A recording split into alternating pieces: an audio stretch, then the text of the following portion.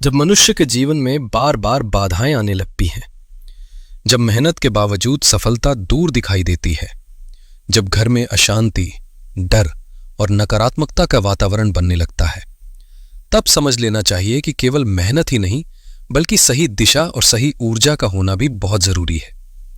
सनातन धर्म में दिशाओं का बहुत गहरा महत्व बताया गया है। हर दिशा अपने साथ एक विशेष ऊर्जा लेकर आती है और जब हम उस ऊर्जा के अनुसार अपने जीवन को ढालते हैं तब चमत्कार अपने आप होने लगते हैं। आज हम बात करेंगे हनुमान जी की तस्वीर को घर में किस दिशा में रखना चाहिए ताकि आपके जीवन से डर, बाधाएं और कष्ट दूर हो और सुख, शांति और शक्ति का आगमन हो।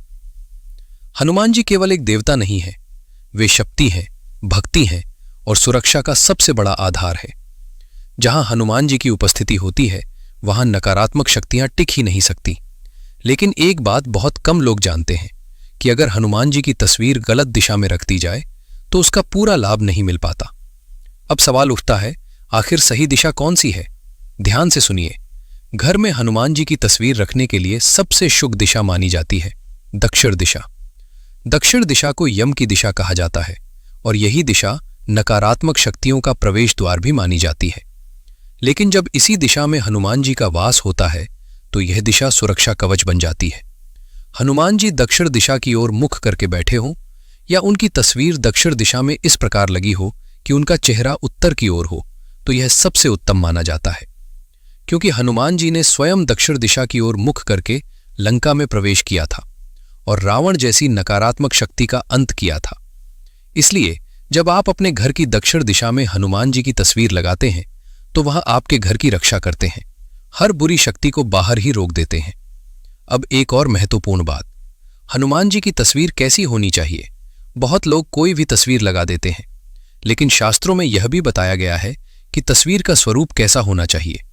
अगर आप अपने घर में शांति और सुरक्षा चाहते हैं तो हनुमान जी की शांत मुद्रा वाली तस्वीर लगाएं, जिसमें वे राम नाम में लीन हो या आशीर्वाद दे रहे हो।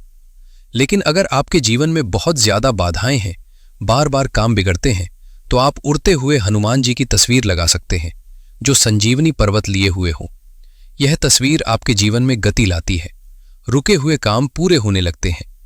लेकिन एक बात का ध्यान रखें, हनुमान जी की बहुत क्रोधित या उग्र रूप वाली तस्वीर जैसे कि लंका दहन करते हुए उसे घर के अंदर लगाने से बचना चाहिए। ऐसी तस्वीरें अधिकतर मंदिरों या विशेष स्थानों के लिए होती हैं।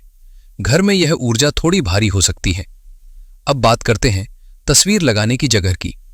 हनुमान जी की तस्वीर को कभी भी बेडरूम में नहीं लगाना चाहिए, खासतौर पर उस जगह जहां आप सोते हैं, क्योंकि यह स्थान विश्राम का होता है और यहां की ऊर्जा अलग होती है। हनुमान जी की तस्वीर के लिए सबसे उत्तम स्थान है घर का ड्राइंग रूम या मुख्य द्वार के पास। अगर आप मुख्य द्वार के सामने हनुमान जी की तस्वीर लगाते हैं तो घर में प्रवेश करने वाली हर नकारात्मक ऊर्जा वहीं रुक जाती है। और एक बहुत ही महत्वपूर्ण नियम, हनुमान जी की तस्वीर के सामने कभी भी जूते चप्पल, गंदगी या अव्यवस्था नहीं होनी चाहिए। यह स्थान हमेशा साफ और पवित्र होना चाहिए, क्योंकि जहां स्वच्छता होती है वहीं देवताओं का वास होता है। अब एक और गहरी बात समझिए, केवल तस्वीर लगा देने से चमत्कार नहीं होता। तस्वीर के साथ आपकी भावना, आपकी श्रद्धा भी जुड़ी होनी चाहिए। जब आप रोज सुबह या शाम कुछ क्षण हनुमान जी के सामने बैठते हैं, उनका नाम लेते हैं, तो धीरे धीरे आपके घर की ऊर्जा बदलने लगती है। आपको खुद महसूस होगा कि जहां पहले डर था वहां अब आत्मविश्वास आने लगा है। जहां पहले अशांति थी वहां अब शांति का अनुभव होने लगा है।